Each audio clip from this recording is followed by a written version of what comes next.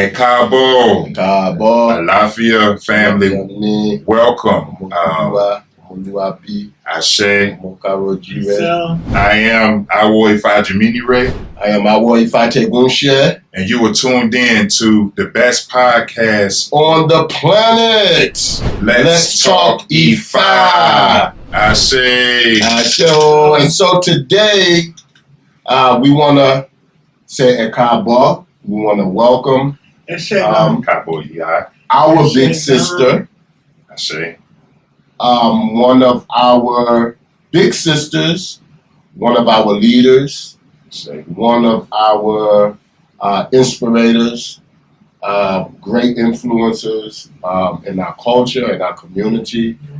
We have the pleasure of having on this podcast Iya Osuntinibu Akinshegun. Welcome, my sister. Welcome, my sister. Don't believe hype. Believe the hype. I don't know about it. However, we aim to please. We do the best we can. Osuntinibu, you are revered in the community for the work that you've done and that you continue to do. And we all appreciate you, and we want to take this opportunity to give you your flowers now while you're here and recognize you for your efforts. I thank you. I'm floored. Flattery would be true. You got flowers. You have the flowers. The biggest flower. And so now listen to the big ocean over here. However, we just try to know a little bit about in the words of my great elder, Mama KK. We know a little bit about Iba Rato, a little bit about a little bit. So, my sister, you are here, and want to ask you about your upbringing and or your chunji. If you can give us a little bit of history of your Baba, a little history of your Yeye, and how they came into the culture and how you was raised in the culture. Okay. Oh, wow. Okay, so, from the best of my recollection, I've been in this tradition since age 5.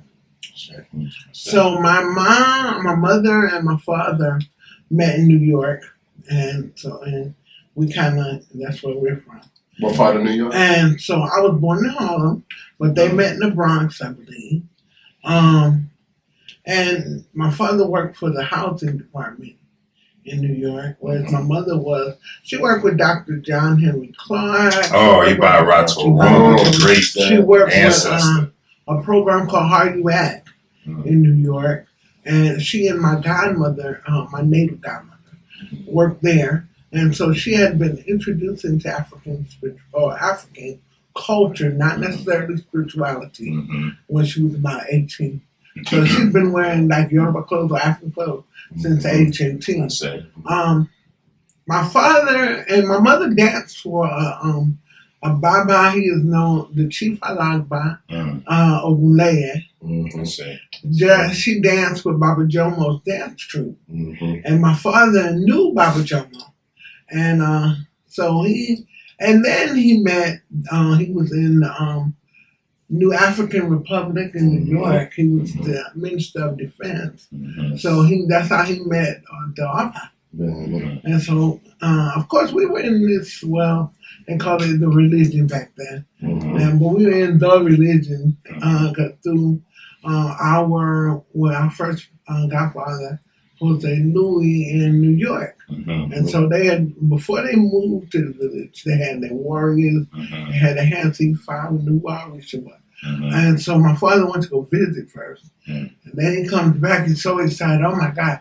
I think that was in 1975 or 76, if I'm not mistaken, because my brother, Lottie was born, and my sister had just been born. She had to be about, because it was October. 74. Yeah. 74, 75. Yeah. I think Tolewa is born in 76 or is it 75? When were you born? I'm 73. So Lade is when? 74. Okay, then Tolewa 75. 75. So we moved to the village like in 75. She was born in May and we moved in October. Okay. And so around King's Day. So when we came through the gate, it was King's Day with a lot of stuff. My family came during King's Day. Yeah, a lot, maybe that's the time.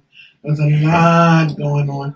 And the thing I remember that stood out to me most is that all the kids had Eleke on. They all knew they would reach out. I was like, whoa, because in New York, like we'd be on the bus and you're like, whoa. And you happen to notice somebody with an E-Day on and it was few and far in between. Yeah. And like, you're like, yeah, well, you're in religion. Yeah, we're in religion. And so, and we knew a couple other families too that were practicing the tradition or the religion, as they called it then. Fast forward to Oyatunji. When I moved to Oyatunji is when I got a much deeper personal relationship with it because all the children there, you know, I was a child. I grew up, I was a child, so I had fun. I was 9 years old. I was hanging out with 9-year-olds, hanging out with the 10-year-old, 11-year-old, and we just kind of. I don't like this question is so difficult for me to answer because I don't know how.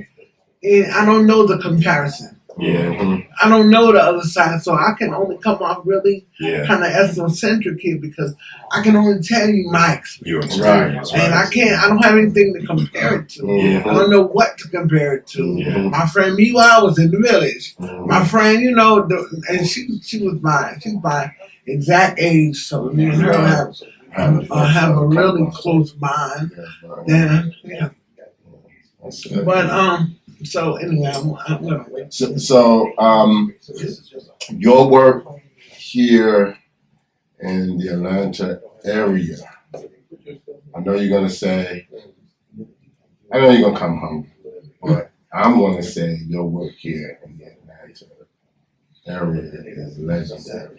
Oh. Don't believe that. I knew you were gonna do that. Him, But legendary. And the reason why I say that because I had the opportunity of working with you, and I seen the care that you have for your people. Even when they dip on you, you still keep that line of communication open to say, "Hey, baby, ain't nothing here. Like I'm good with you." Right. Even if they got something against you, you're like, "Hey, baby, you're my goddaughter." So there's nothing like that kind of attitude. And you being for the people. And I'm not just talking about the bembes and all that, but just the care that you have for the people and the people that come to see you, the people you work for, the people you initiate, the love and the care that you have, because I know some nights you don't sleep when you're doing that kind of work. Like you're up, you know what I mean? So it shows the care and the dedication that you have. So what I want to ask you is, how are you able to endure through that? Wow. So that's kind of like a loaded question. However, that question can be answered only by starting in the village. Because whereas my godfather, who was the first king of the village, my godmother, though, is really the one that I have to give all accolades to because my godmother, she was Shubumi from Tampa, Florida, but she at the time, she lived in a village, but she worked tirelessly and very, very hard. And she just is a worker. And she told us she taught her godchildren about the dedication that is needed if you're going to do this and how we weren't going to get rich and not off this, not right now. So I have to think about institutions like the Malocha, which is the priest council, where you learn, and in the priest council I learned respect and endurance and discipline and about the culture and different.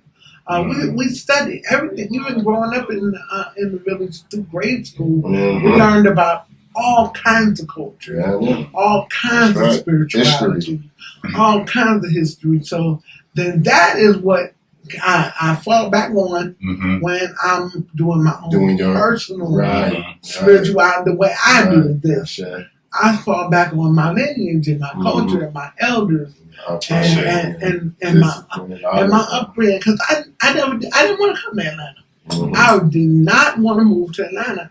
And so my youngest son's father decided, oh, I'm going to move to Atlanta. And at the last minute, I was like, I do not want to go. I'm staying here. And we can come visit you. And, something, fate does some things. Destiny. And destiny does something. And my mom was like, yo, I think you better go. And so, but I was so mad coming down here.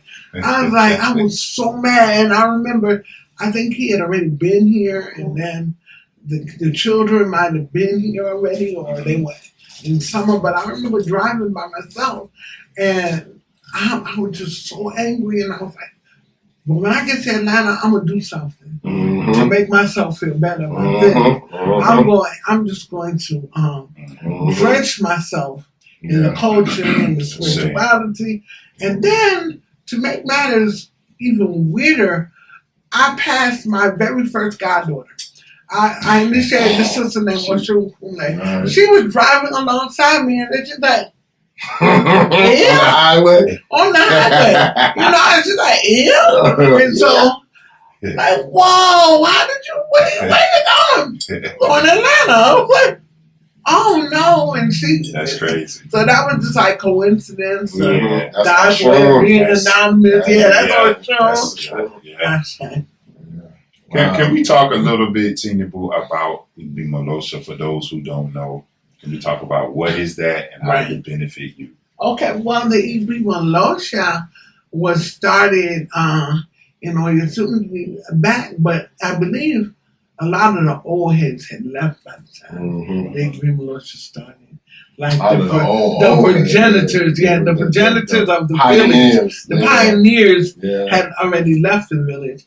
And if I'm not mistaken, Baba John Mason, I believe, when he took a lot of his teachings, and they just came together and decided that we had to codify the spirituality, and that another thing is that there had to be some rules, and so and we had to have a system that kind of governed the Olorisha or the priest, because you don't want to have, like, you have one person over here charging $80 for the same thing that person over here charging $8, so we came up with a price list, or they came up with a price list.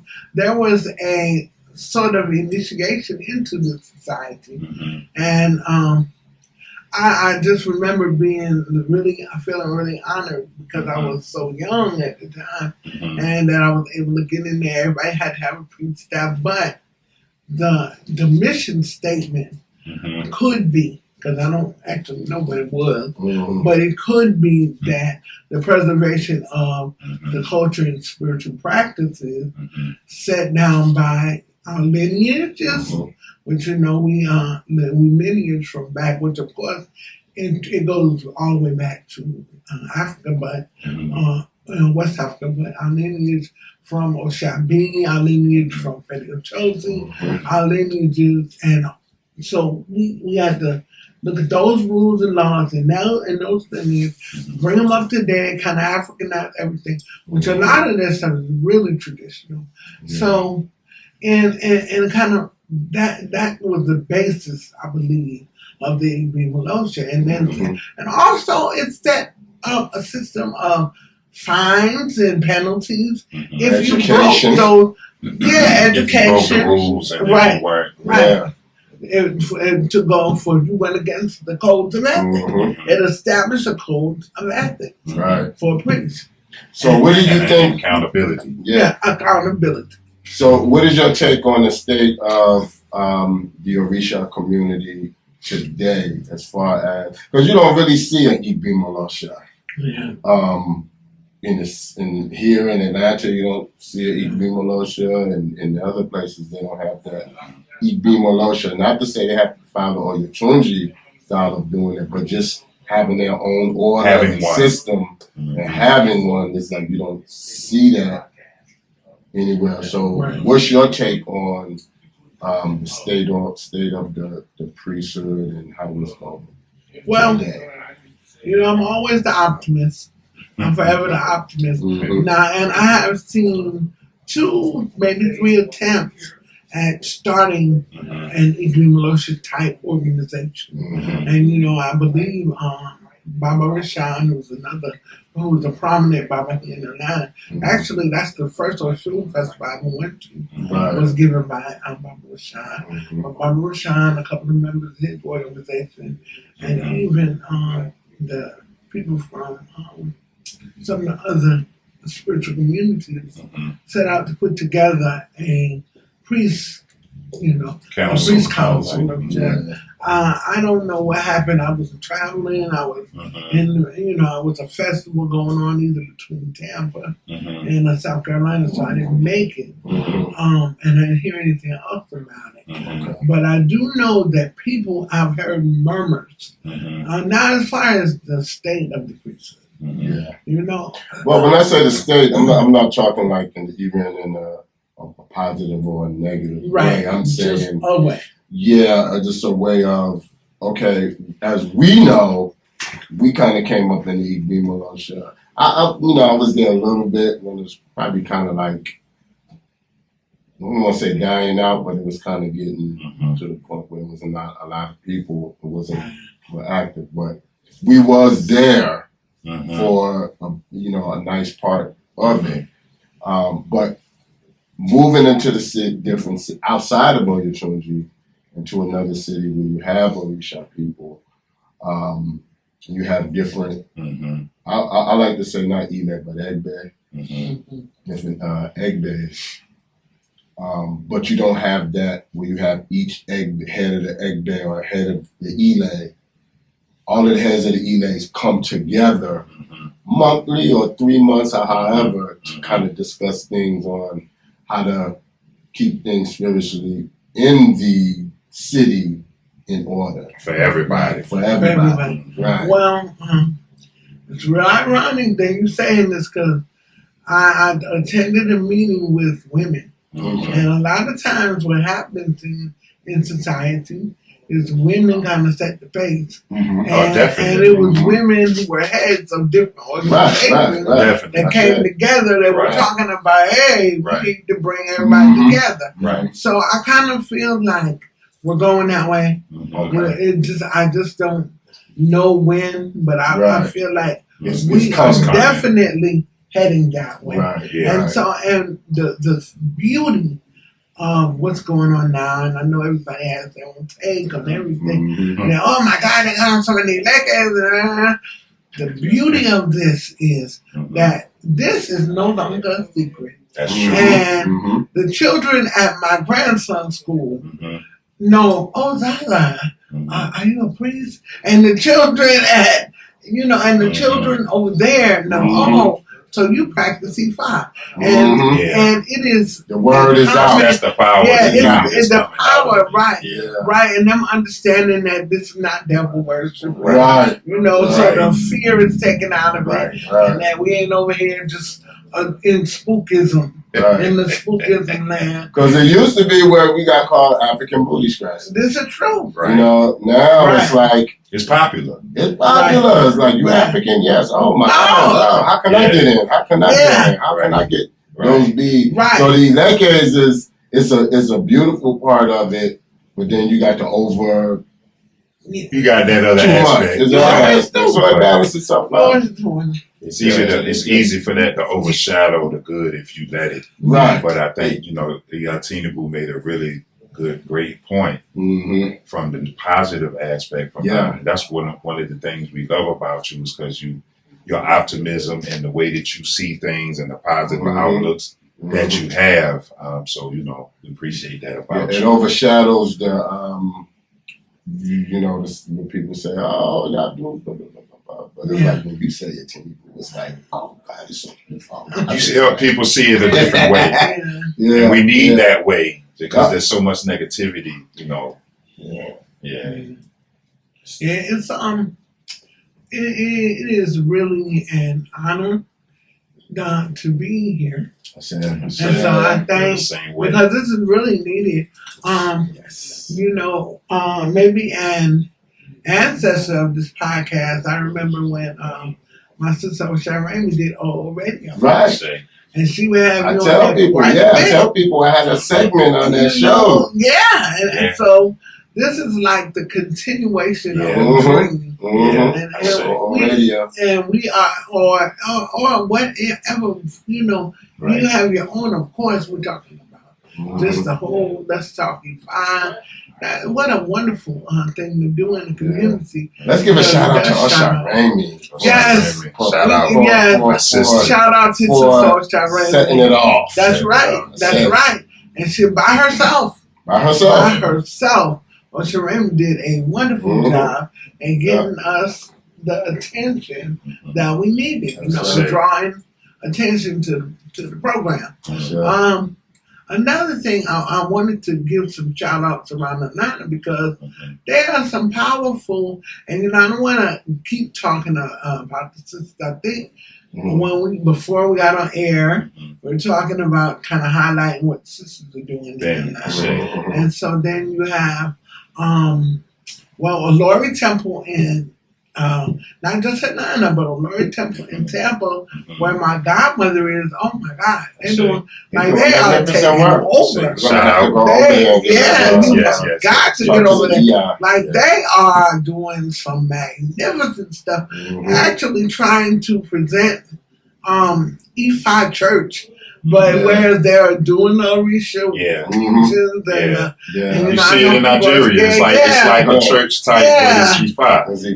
It's IFA, and this is what they have that going on down there. And then we come back to Atlanta, and then we've got Osuntinibu, who has been running the Egbe Osun in Atlanta for a minute, for quite a long time actually. And so we have her in the festival, and that festival, and I think that festival, even though Barbara Shine festival is older, if I'm not mistaken, that festival is at least 10 years old. Because I remember, I looked at doing good work.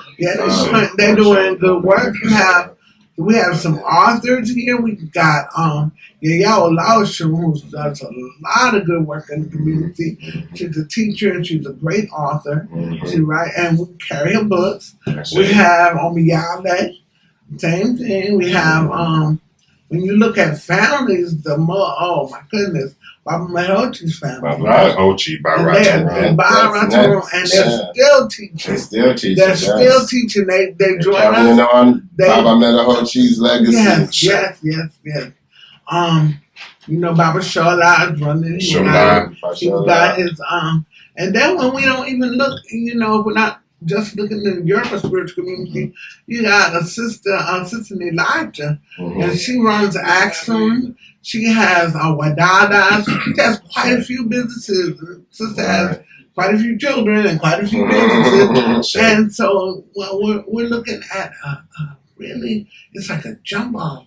Atlanta is a cultural, spiritual phenomenon. So we got to look at that side of it. So I want to ask you, how has Osun, how has Osun impacted your life? Wow. That's loaded, that's heavy, that's a big question. Osun is in every nuance, in every neuron, in every fiber, in every cell of my body. I give honor and homage, praise every day. Every day that I wake up and breathe, I know Iya Osun is there. Osun, I have a wonderful son, my oldest son, Akeem, who is also my business partner. And I know it's through Osun. Baba Loja is out there. That's his title, Baba Loja. And he and so I know through Osun that he was born. And then my daughter, and then the other two children are priests of Osun. So my daughter Anayo is the Oluka. That's it. And Alake, who was an owl in his own right, and he does a lot of our outreach stuff. He does a lot of so Oshun to my children. I give honor and praise to my godmother always. May she live forever. Oshun Boone, my Gile, or la family of Tampa, Florida, may you live forever. Because she, initiated me to Oshun, to my godfather, whose vision went so far beyond, who taught everybody, a lot of us to not only Yoruba spirituality, African spirituality in the world, taught us how to look out of an African worldview and like what you see. And like what you see, because I wear Yoruba clothes because I feel like it. I get up in the morning and put on some Yoruba because I want to. And it's nobody can stop you. Nobody can stop me, but it's common. Because I might walk into the store and see somebody else do. But there was a time when nobody wanted to. It started out with some dashikis in Harlem and made out of sheets. So, Oshun, but when to get back to what Oshun has done, Oshun is the good mother, and she is trivialized some places. They trivialize Oshun, and they just make her this big, like, sex goddess. And Oshun is central. And that might belong to Legba, who's the Lord of Lust. So that might be his little area right there, what you're putting on to Oshun. Oshun is, she's the good mother. I remember she is always there where my Oshun watches you from the inside out. Very intelligent and very clever. Because a number of people, and being a woman, working in this spirituality, kind of holding my own, it's hard. This is a big boy game right here. This is an old boy game. I can remember waiting for my ceremonies to start, and because I had no drummers, and thinking, wow, this is a trip. Then my mother said, why don't you buy some drums? That was very smart. My mother also. My mother, Ibarra, and I have to give her a lot of that was my energy and praise. That was the market woman extraordinaire. My mother was the ring lady. She also was a teacher, and my mother had, her philosophy was always education. She felt like we have to have education. I mentioned that. Got to. She's big on it. Like everybody has to go to some type of something. You're gonna go to trade school. You're like, I'm dropping out of school. I was like, what? You're not dropping out of school. My mother had it. So my mother, I have to give her a lot of accolades here because she was big on the worship and honor of Iya Osuntinibu, and how to be tactful, graceful, and you don't have to fight every fight. Because she could win a battle. She can repeat that again. You don't have to fight. You don't have to fight every fight. And that's for men and women. Yeah. Humans need to learn that. That you don't have to fight every fight. Please. I go. You had the softest voice. And when it is a heated argument, and step in and go, I go, let's just settle it. And just her voice alone would just calm everything. The fond memories I have of your because I first came to the village, it was either 02 or 03 with Babalo Foundation. Right. And I had no idea what was going on. But I knew that I loved it. And I said, I'm going to do this. I'm going to learn this. I used to study and just watch everything. But after a time, I would get a little tired and just want to come sit down. And your your mom, she was like the welcomer. She made you feel like, especially for new people, for like a stranger, or if you just visiting, or maybe you've been a few times. She was like my home base. Like if I was lost and I didn't know what was going on, it was a little downtime, I'd just go find her and sit by her, and she was just very welcoming and accommodating, and just made you feel like you belonged there, even though like you really didn't know what was going on. Right. She was just so nice and warm and welcoming. So that's the memory that I have of her, especially in the early days, because I didn't really know anybody and I didn't know what was going on. Right. But she would be there to say, "Hey, anything? How you doing?" Like, you know, when you go to a new place, you look for that person you can connect with. And that's more like, you know. So that's a good memory that I have for her. Yeah. Yeah, that was that. You know, she was one of the first tour guides. Mhm. Like the tourism system was, it was very organized, very structured. And we got to give some honor to Her Grace Iya Osuntinibu, who kind of organized it.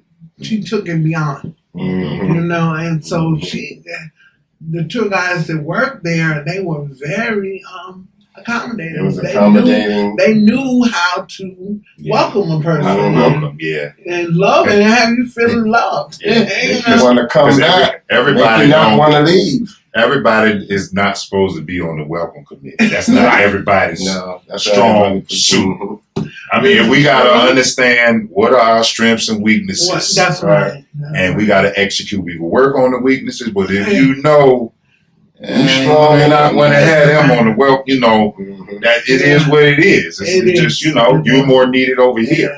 Everybody's special. Sometimes it's I'm sorry. I don't know. No, go ahead. You know, that first impression, even in this spirituality, that first impression, It's important. the first thing you're gonna say, how are you gonna explain this? I find that taking the fear out of, you know, because this is new, but I don't know how new because this is the only thing this is what I've done. But my mother had that ability to take the fear. Oh yeah, I agree. Out of it. That's what she did. Yeah. Made you feel at home, like Yeah. all right. Don't She worry. did. No, it will be fine. Yeah. It will be fine. Ease your mind. Yeah. I remember even with working with my first goddaughter that, you know, we initiated, and my mom was like, yo. So I was like, Mom, where are we gonna find the priest? She was like, wait a minute. You have priests all around. And we got it done. We just gotta make sure, you know. Yeah. Don't worry. Right. And it didn't, and I didn't because I worked with like people from all over. Osuntinibu, and I gotta give what is her name? She had the title Erelu. Erelu. So, Coming through tomorrow. Today. Yeah. Okay. But Tinibu, you've always been that way since we was little. Like Tinibu was the house we used to go over. Like we used to go to like when we got off of work, we'll go to Tinibu house and find a spot on the floor and sleep. And Tinibu wouldn't say nothing. She'd probably say, "Get out the way," or you know, but she didn't complain or say, "Get out." Yeah. You know, like you've always attracted people. You always had that. That's why, you know, people might say, well, Tinibu always did it. But that's your natural, that's you naturally. Like she always attracted people over and you've always been a caretaker, you know, and so it's natural for you. I don't know. You know, my Jupiter is exalted in Cancer, and I had something to do in whatever house it's in. Because I remember, and I learned that in grade school too. Like we had a really good education, an excellent education. But that has something to do with being nurturing and giving off a maternal kind of thing. But for real, I'm a Virgo, and my moon might be an Aries, and so I'm like, I'm not all that deep. No, but I'm just saying, like, for me, knowing but I'm 9 years older than all y'all. I know, but I'm saying. So I looked at them like they were my kids. Your kid, yeah. They was my little homies, you know. Right. My little brother. We gonna go out. Tinibu always attracted people to her house. Always had an open door when nobody had nowhere to stay. Tinibu would let you stay. So I think, you know, that's a natural. I always seen it as a, like, dang, how she can pull on with that? And like, with me, I'd be like, man, get out. Yeah. Yeah.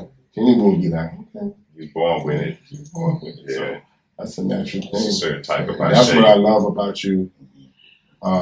Is that that's what you. I remember you said you used to say. I can draw the people, but I might have a little thing organized. But I can draw them. No, I'm not good at working that. But Osuntinibu can draw the people. I can. I can get them here. Yeah. After they get here, I don't know what we're going to do. But I got to get them here. Yeah. And so, what I figured out is I need people. Yeah, I need other people. So, you know, the egg bay, I got so many members of this egg bay that I don't know what I would do without them. I say. Like the new Yahoo, from the Yahoo all the way up to from me all the way up to, you know, and then my god sister just moved here from Tampa, and I'm like, wow, my better half, Awalaya is good at organizing. He's good at coming up with stuff and organizing. My brother. And my brother Efumlad and my brother Tunde is like the organizer extraordinaire. Oh yeah, he's a definitely top-notch organizer. And my daughter Anaya. My daughter and my son. God does that. Yeah. That's what God does. Whatever you don't have, your children have your brother. Yeah, you know. So I can go on. We can go on and on and ask you all kind of questions. However, what I want to ask you, because I know by working with you while I did, that one of the first things I was introduced to when I moved to Atlanta, and I believe it was 2011, and I stayed with you at your house, worked with you while I did. But one of the amazing things, and you know, I already, you know, I knew the platform. You do DAFIs for people, and you have bars, and you educate them and stuff like that. But one of the things that impressed me about, you know, Egbeti Walade at that time with me coming in is that we always went out and fed the homeless. Yeah, we give back. And we did that a lot. You know what I mean? And the give back, I've seen just the people that supported it. I've seen a lot of like change in their life. Right. I think we had one brother, he was in trouble, and just by him helping with feed the homeless, he got some time reduced. A lot of time reduced. So this is the amazing work that the EI has in Atlanta. Even to the point when we started IFA Global, we took on that feeding the homeless thing. You know what I mean? And it's like, so what, I guess the question is, like, what made you wanted to start doing like the homeless, feeding the homeless and the community, you know, helping the community outreach. Right. Well, first of all, I didn't start till Walade. Iya Osuntinibu did not want to read. She had her book was filled, and she was my neighbor in the village. So when I moved to Atlanta, my neighbor from the village was living here. She was like, "Hey, see what you doing? Do you read?" I was like, "Yes, I read." She said, "Well, I have somebody that needs to get reading, then I don't have enough time." And so she sent the person to me. The person, in turn, brought everybody they knew. I was like, what in the world? And then that person and her godbrother, who's Mombe Banga, they decided we was going to have an Eli. And I was like, Mombe, we about to have an Eli? He's like, okay, I think we should have a collective. And at that time, it was Tolewa, my sister Tolewa, Eshulade, who is Darva's brother, Eshulade, and a sister named what is her name? Obatala Priest. She's Ebun's daughter. She's Ibishoke. Ibishoke lived in, and I was like, okay, well, we got to do some Ileke ceremony. So he's like, okay, we came together, made some mural, did a whole Ileke ceremony for him. And then Mombe just kept it up. He's like, we have got to start Starting to eat like. and we starting to eat. I'm like, we're not starting to eat that. Well, we're starting to eat that. I'm like, okay, starting to something, huh? and so Mombe organized it, and his guys just organized it and pulled everybody together, and it was like, we're here. We're here. What you gonna teach us? I'm like, that's how it started. Here we go. That's a natural. That's how it started, and we did divination, and the divination determined that we had to be a community outreach. I say. And so after that, the rest of it, we just did it, and like we have our children out here giving back. That warms my heart. That's one part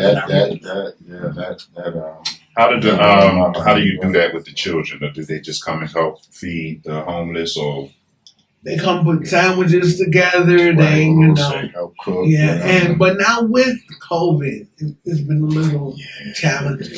It's been a little bit more challenging because we don't know who got what, and so the government came down on us. I can remember.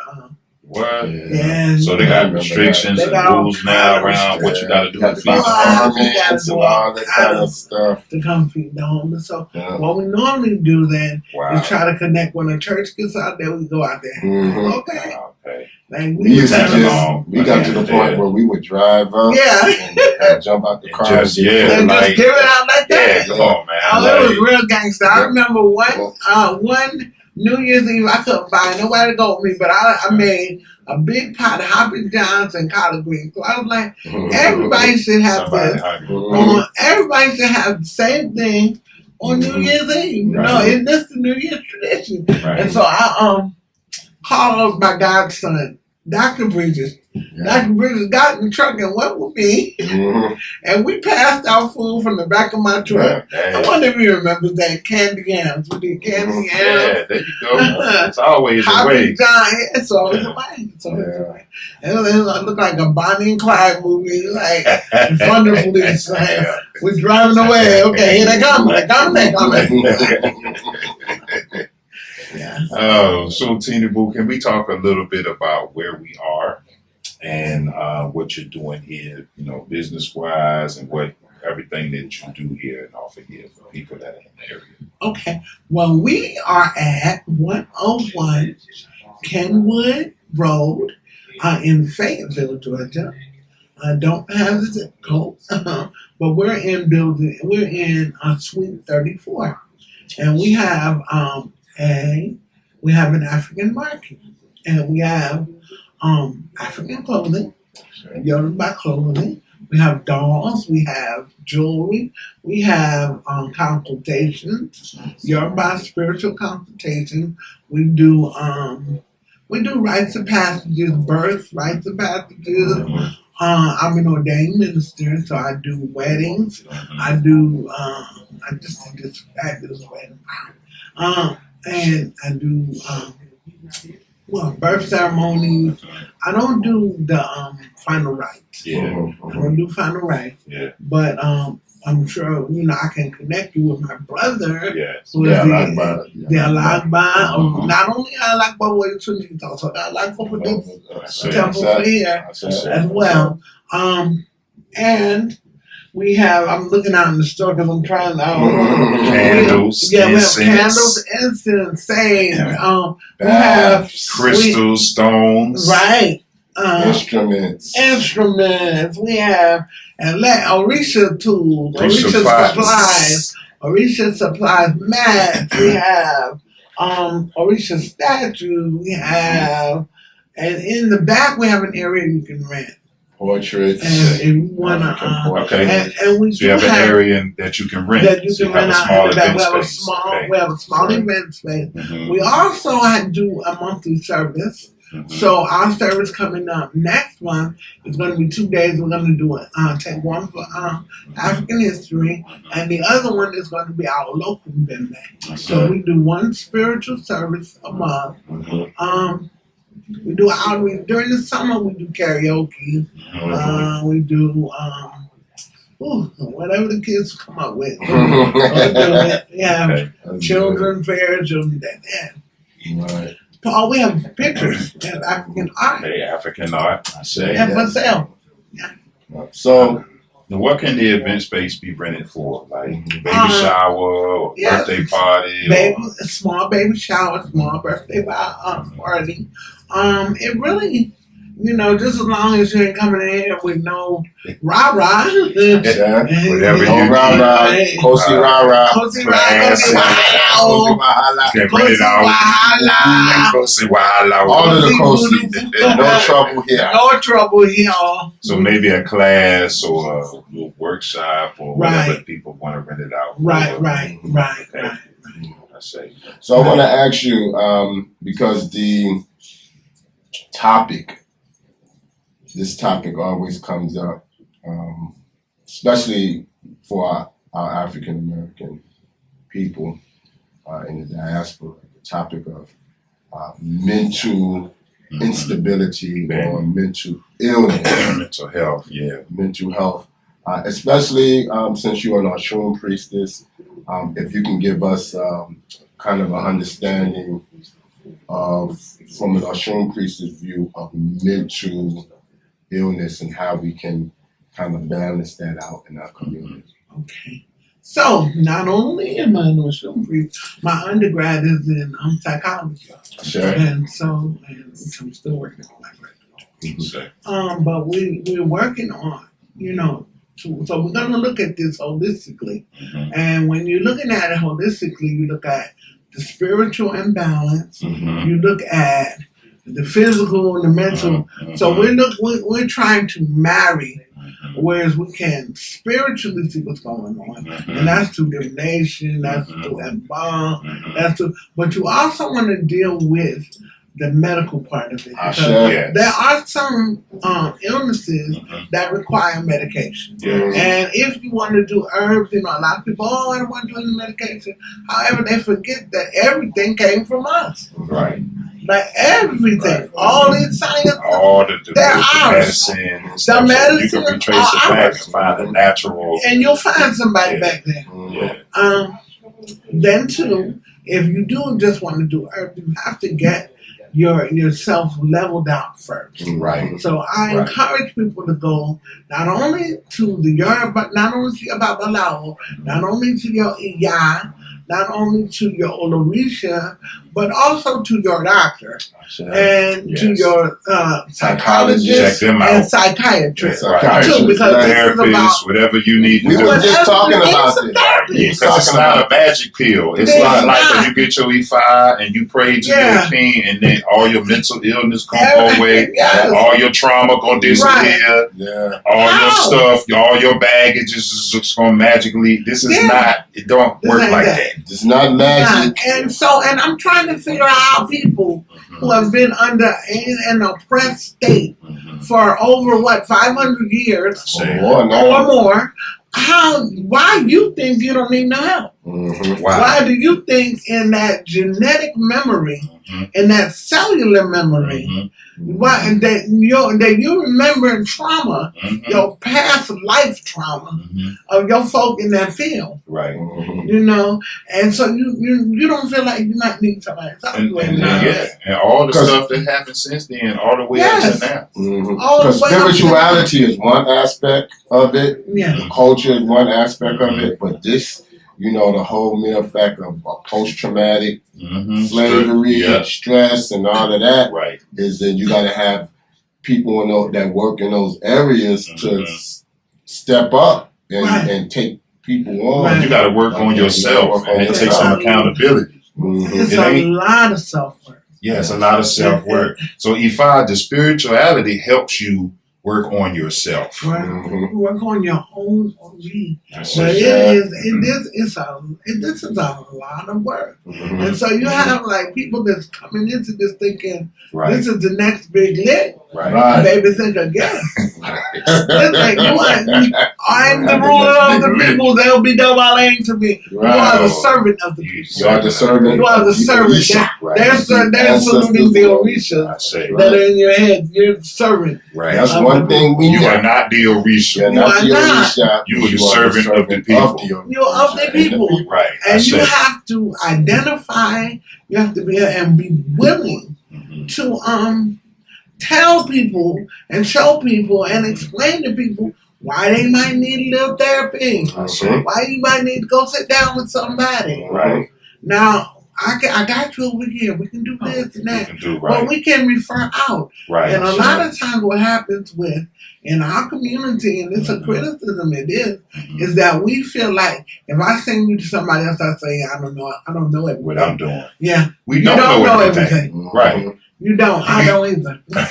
Nobody knows. I know what I know. Yeah, I know what I know. And I know you need some other help, so I'm going to send you to somebody that I know can help you in that area where that's what they do. And that's community. But you have to remove your ego to do that. You got to be humble to do that. You got to be humble.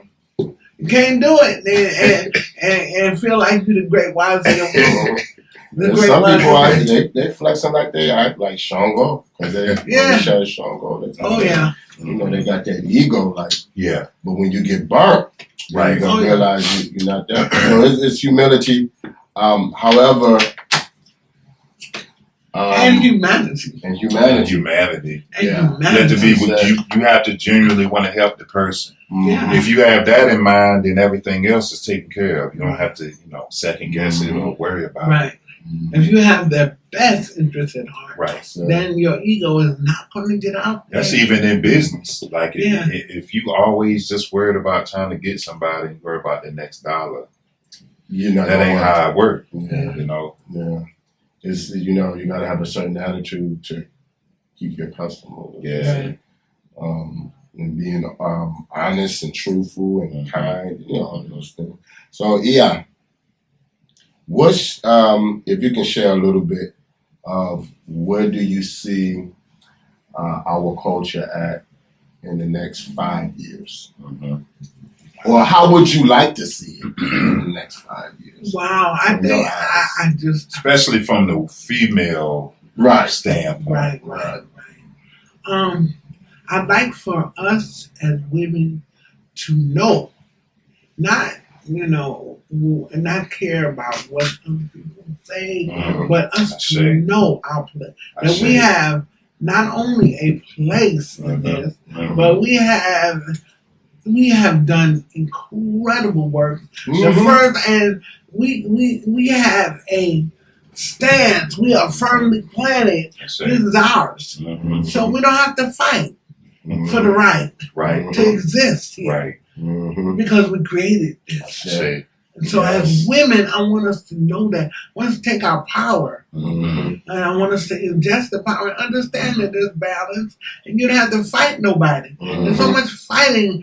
The men and the women no more than men. I'm not letting you do this to me because I'm not. I know my worth. I need us to know our worth as women. And so people call it being humble, and I am humble. I'm humble. But I'm not no sucker. She's no sucker. No sucker. A whole fireworks over here. And I ain't quite made. And I'm a whole fireworks over here. Well, I got teeny boobs. And you don't want to get that side. Yeah. I don't have hands anymore. I don't do that anymore. She don't do it no more. But I'm doing it no more. Show you that. But it is humble. But don't get on that side. But as sisters, as women, I need us to understand and understand your power as a woman, and so when I see us in 5 years, I see us doing more in the traditional culture, in the home. I hopefully see more families. Because this is family. This is family. We're meant to be in family. And so there's no shame in cooking and no shame It's no humility. It's and so important. and Oh my God. knowing how to sew Yes. and knowing how. Now, do I have enough time to do that every day? Probably not. Probably not. However, I know how to cook. I know how to sew. Right. I know how to change oil. Do I want to? No. Do I do it? No. I don't have to. I have No. a son, Right. but I know how to do that. I know how to do that. Yeah. That goes along with the rites of passage, Yeah. which we do the rites of passage program. We're doing women's society, Ashe, and even if you don't want to join Egbe Moremi, Egbe Obering, we're doing rites of passage. I just learned something new today.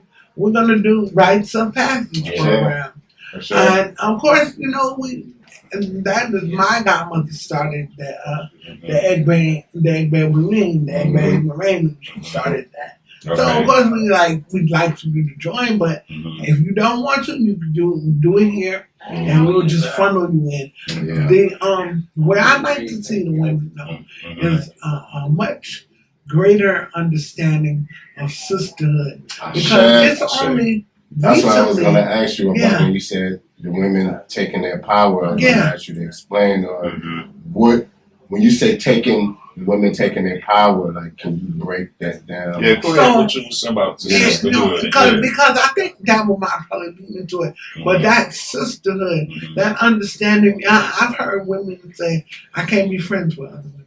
Yeah. Why? Wow. How can't you? Why? Why you can't be friends with other women? Like, that is a very European statement. Yes. They kind of set their women aside and did all kind of crazy things. So we didn't do that. That's not African. That's not African at all. That's not whatever you want to call us. You want to call us the Yorubas in America? That's not us. That's not us. That's not our stuff. Right. We are friends with each other, but they had card games, bridge games. As far as I remember, in my family, the women got together and cooked and did this and did that. I want us to also understand that we don't have to fight with nobody for what to be accepted, right? To be, and I too I'm a woman, so I understand this can be an old boy's game. However, the way I deal with it, I just do what I do. You just do what you do. You just shine your light, and Olodumare and your Ori and the ancestors and everybody else gonna take care of the rest. They're gonna take care of the whole entire rest. Just focus on that. Mess. And so, and as sisters, I want to see us really get involved in the business and more open to more businesses. Like, I'm seeing a lot of sisters are writing now and authors, and I was telling you, well, y'all are gonna have to already do one, but she's doing. I'm seeing a lot of sisters. I know Omiyade's been writing. Another sister, Nia, I've been buying her book, but there's a lot of authors I want us to, and so that way we can explain it from our point of view. Right. We can explain it from what we went through. And we have to write our own history because they trying to delete it. Oh yeah, then longer teaching it here and doing it there. Right. Like, no. And our children, we have to educate our children. That's where we were going with the school. That starts with the women. Yes. Yeah, that's so important. And I think the school and even Malosha are the two most important institutions. They are. The school and the Igbo Malosha. And another thing that's going on is we are getting older. Yes. Our elders are getting older, and so we are losing elders. Yes. And that heartbreaking. Rapidly. I lost both of my parents, so it's heartbreaking. And so we had big enough families that we were able to take care of our mother and our father, and our father passed suddenly, but our mother, we were able to take care of her, and there wasn't no such thing as a nursing home, nothing like that. What I am wanting to see, and not just with the women, but we'll need the whole collective to do this, is us to establish some type of retirement situation for our elders. So that's what I do. So we'll talk about that. Definitely, off to the side. But also we'll be talking about that soon on future episodes. Please continue. No, that is one. A retirement situation with the elders, we have to support them. Like we gotta make sure all of the elders have safe places to live. Safe places to live. Right. Houses. They need homes. They need the basic necessities. Yes. They need safe. Just right on back to the children. Gotta make sure the children are stable and safe, and they're in safe environments. Yeah. That we want to teach nutrition for young women. Because a lot of times, like that's taken out now.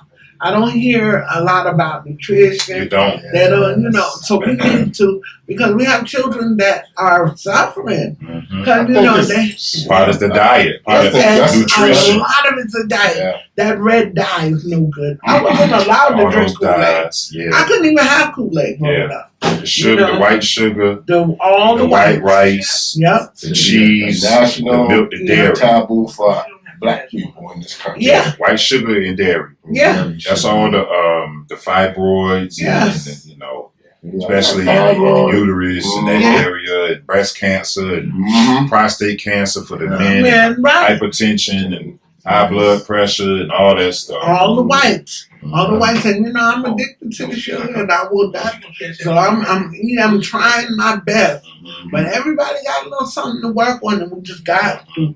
You have to begin to work on it, because we got ADD and ADHD and all these, all the little things that they're going to trick that, But that's like you said, they took the nutrition out. They took the nutrition out. You want to wonder why drugs the children act a certain way. Yeah. It's what you feed. It's because it's what they're eating. Yeah, and I've even noticed like cultural women don't breastfeed. I'm like, are you serious? What are breasts for? Breasts are to breastfeed. It's to produce milk. What is your breast for? Yes. Oh, they're going to look flappy. No, they're not. No, they're not.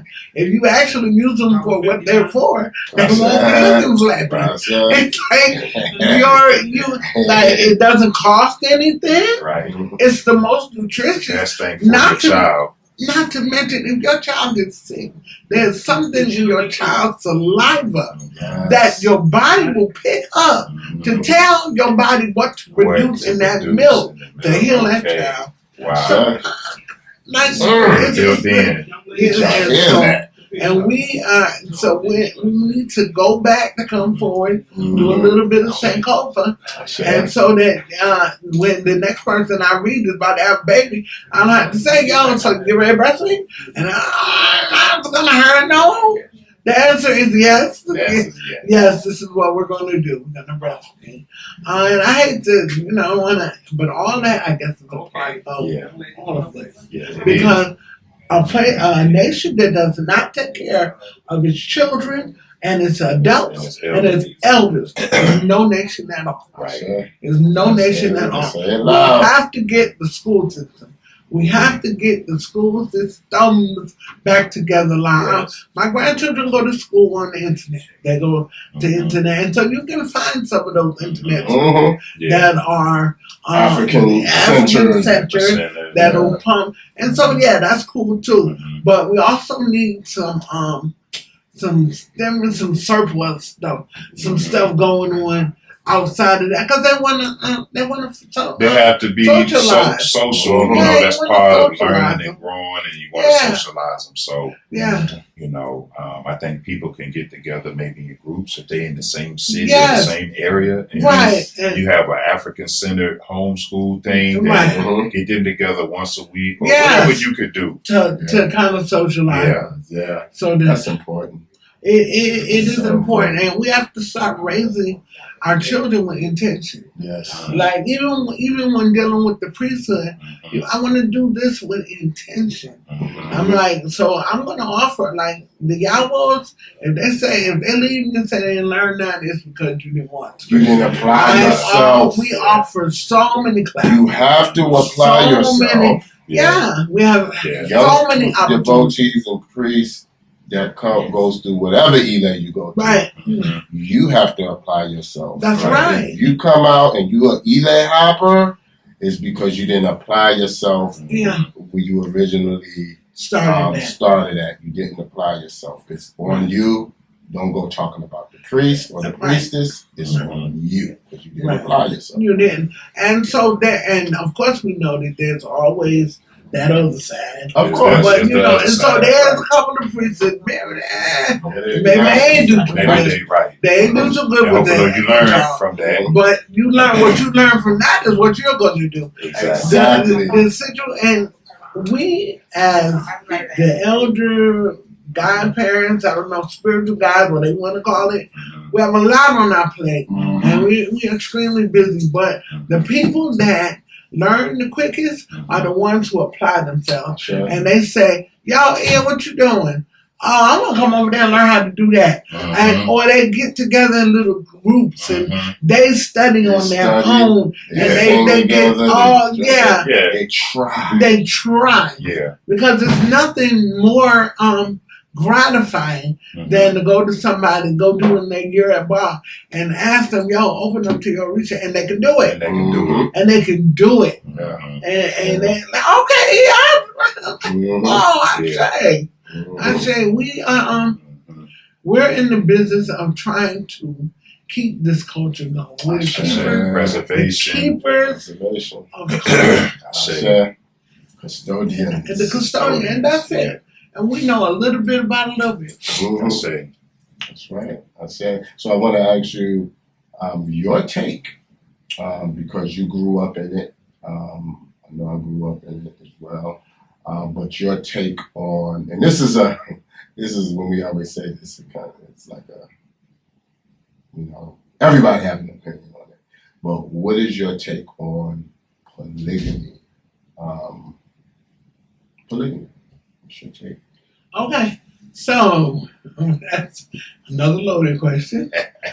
Personally, I have not participated as a polygamous wife. However, I grew up in my father was polygamous, and he attempted anyway. He did. Should I say my mother participated in the polygamous marriage because she ended up being best friends with all of his wives. And so I don't know. I didn't see a lot of the drama that I hear about from other people. It was to me, and I was a child. It looked real smooth to me. These same women I call now. These are my aunties. When we buried my parents, both of them, they were right there. Like, okay. So your experience was okay. Yeah, my experience was growing okay. up, right? I grew up, it was no problem. It wasn't a problem with me. I didn't go through drama, trauma. The stuff. I think one thing is we didn't, our parents were disciplined enough when they had a problem with each other, they knew not to argue in front of the children. They did. Yeah, they knew how to, okay, we're going to talk about this, not in front of the children on the compound, but we're going to have our own little privately. And please don't argue in front of y'all children. Air it out. And it was done in that way, whereas today, like just even in this, being married to one person and his children, you see the parents arguing in front of the children a lot, which affects the child. Oh yeah. So, because I didn't see a lot on the Owolowo compound. Right. It was just like, you growing up in it, so you just like, okay, this is what it is, and you just moving about the day. And I didn't see I didn't see a lot of drama. I caught some things, but it wasn't. I mean, but you gonna catch that in a monogamous relationship. And that's the other thing. Like a lot of people want to go to polygamy, but they don't want to do monogamy. So I'm like, you don't want to get married to one person, but you want to get married to. You gotta start with one. You gotta start with one. You gotta do one. Now, patient enough to deal with two. My father, as far as that argument, we had family meetings. At the family meetings, We all argued. Everybody got to argue. This was your time. Everybody got to argue their point. Yeah. Right. And until we broke it down to the least common denominator. Right. And then by the time we finished, my mother would have us, because my mother won every argument. Every argument. Gently and sweetly. But she redirected it and had you answer your own question. So why is it like this? Because I remember, like, my father was real punitive. He'd be giving rides every 5 minutes. And my mother said, and then we called a meeting and we voted the rides out. Nope, we're not having no more rides. Now we're going to have fines. And then oh God, it was terrible. I was like, yo, maybe we need to go back to the ride. And Baba is serious. But things fine. But I feel like every family has a culture. Sure. There's a culture on the compound. Yes. Right. So whereas my friends didn't have family meetings that I knew of. Yeah. And like I'd be asking them like, so what y'all do with your family meeting? Right. They be like, family meeting. On the Waterfall compound, we had. I remember having family meetings. Yeah, I remember having them. Bob, I would call everybody to the roundhouse because he lived in the roundhouse. Yeah, I remember that. And we were having meetings. I was little. I didn't know what was going on. Right. I knew everybody is in that room. Either once a week or twice a week, everybody on the compound is in that one room. Right. They talking. Yeah. You know? And it's important. It's important to give our children a voice. Mm-hmm. I do. That's true. I think part of my probably outgoing personality, my mother and father never stopped me. They never stifled me. Like I can even remember, your tutor, they were going through this period where they were talking about the younger girls should marry older men, and it was, and I was like, and I was sitting in the Obanjoko, and I was like thinking about it, and I was like, this, I don't know about this. I don't really like this, and so. Are there any questions? Yep. And I remember like some of the adults looking at my parents like, make her put her hand down. And my father was like, she's got her hand up. She has a question. And my mother, she's got a question. And so I can remember like being that young, interacting with the community. And that was a good thing to be able to interact with the community. And from that, I got the title of Elegbe, which was like the owner of the egg base. And I just think they give that to me because I did it. That's right. I remember like renting a van to take all the kids to the zoo. 4-H program. I did a 4-H program. My sister won poetry contest. In the 4-H. Do Tinibu's 4-H. Okay, so you linked that with 4-H and then you had. And I did that with the children in the village. Yeah, that was fun. Oh I used to serve lunches in South Carolina. I was a free lunch lady. So I got to meet all the kids from the community. And so, my experience is definitely based on the culture of my family. Okay, so Iya Osuntinibu, before we close, I would like you to give us a word on a word of advice, let's say for people that may be in the culture and the tradition that may be new or newer, to the culture, especially women. What advice would you give people that are coming into the culture now that are trying to find their way? Wow. The advice I probably would give women who are trying to find their way is seek out other women teachers. Now, of course, if you have a Babalawo you're seeing, cool. That's great. Also, in addition to that, try to talk to either his Apete or just other priestesses.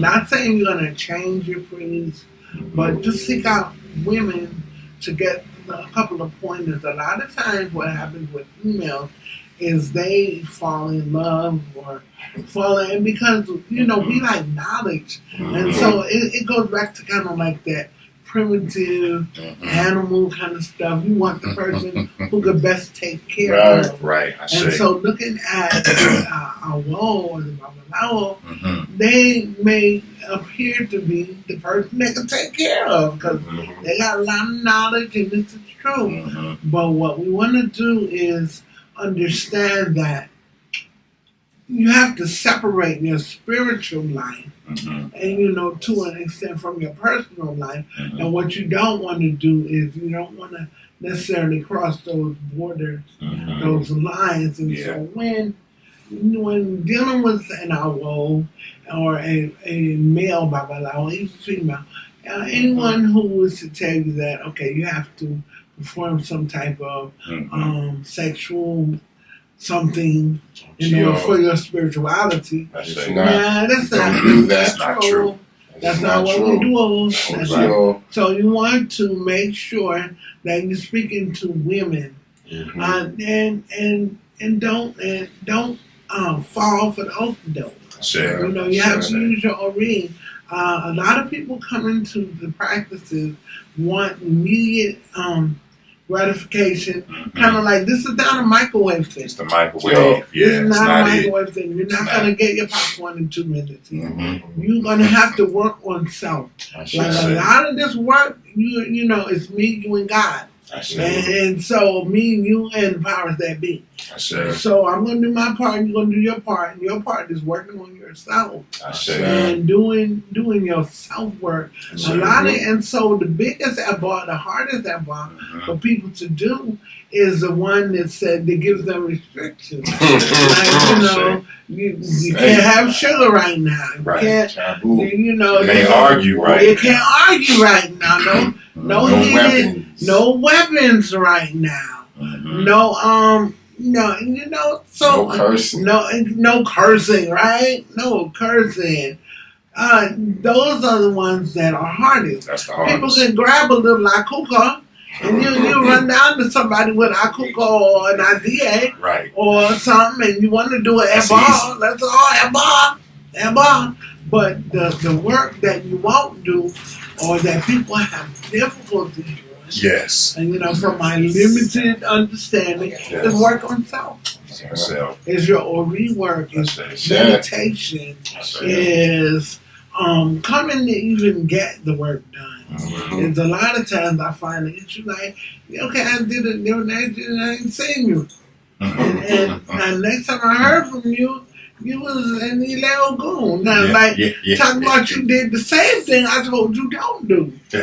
And now you want a miracle. Now you're right. Because I done explained to you What not to do. what not to do. Yeah. So you don't end up in Ile Ogun. Right. But here you go.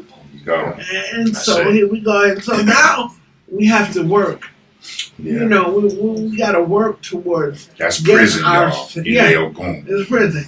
We have to work towards getting ourselves in order, I say. in alignment, so that you can fulfill your destiny. Yes. And you can, when you went to the house of Rajala Mopi, I say. well, we know, sometimes he get a little drunk every now and then, but you with the help Tips. of your divination and stuff, you put your Trying Ori to back get you a in. good Ori. Get your Ori back in order. I say. Because it is about the law who takes all of us there. I So shall. as the Father of Wisdom took you there I say. to that house, you got to remember your promises you made to yourself. Say. Mhm. And as long as we remember the promises we made to ourselves, Mm. and we do the best we can. I say. That's all you got to do is do the best you can. I Ain't shall. nobody perfect. I say. Except for my Lord Mari, but I say. we're not perfect. You do the best you can. I say. And saying this is bit by bit the death of the rabbit. Bit by This bit. is the slow And the study. fish. Not the sure. head of the rat. I share That's not this naturally eating the head of the fish or the rat. But the fish and the rat has tiny bones. Right. And if you eat it fast, you're gonna get stuck. You're gonna and choke. you're gonna choke. Right. So patience. Patience. This is Suru. Suru. This is not a You wild. race. This is This is not a race. It's a It's a marathon. marathon. We're gonna be running for a minute. And run your own race. That's Don't worry right. about what everybody That's where they right. at on the race. Worry about what you're doing. That's right. Your blueprint, I share. Your blueprint is yours. No. And I'm very grateful I for share. the opportunity. I We share. are so grateful to have you on. This was a wonderful interview. We hope that, and we pray people will get a lot from this. I I say, say, and we hope, say. so too. Mhm. And we hope to see you down here at Tiwalade at the egg-based store. At Man, the Nick. I say, I think we need the next time, whenever one of the Bembe's or whenever event, maybe we can set up and do like a and talk to everybody that comes I in. say. Mhm. Oh yeah, We'll be through. great. You'll be on a reoccurring, person, Wonderful. That on the show. So, yeah, how can people contact you if they want a divination, if they want to inquire about the other services that you offer, or if they just have questions, if they want to partner with you and joining in and serving the community and serving the homeless or the Rites of Passage program, especially the young women. So I'm really glad to hear you mention the Rites of Passage program. Yes. And I pray that the women can come together and help the younger women, and everybody can help heal and grow and motivate each other. I think that's going to be part of the key with the women coming together, is including the young women. And I think that Ashe is going to help with, everything. So Ben, so how can people contact you? I don't want to give my personal number. Well, I can. It's all over Facebook. My personal number is, I'm talking about everybody that's still Everybody got it. that is ridiculous. But my personal number, 678-349-4401, is how you can personally get in touch with me. And I have to ask my guys to have me a card. Falana, you have me a card. One of our cards, our business cards. Hey, baby, how you doing? And do you have an email address, Iya? I have a personal email address, OSUNTINIBU, thank you, @yahoo.com. That's it.